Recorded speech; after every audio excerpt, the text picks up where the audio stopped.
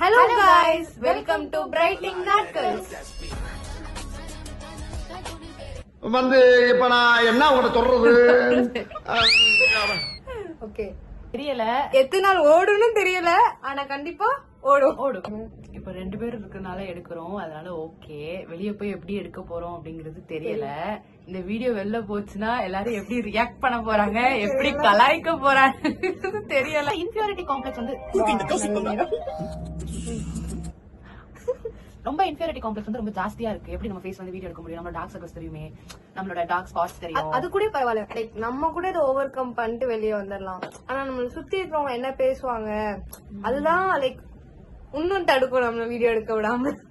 அது we are from Thoothukudi, அந்த vlog அதெல்லாம் நிறைய பேர் கலாய்ப்பாங்க.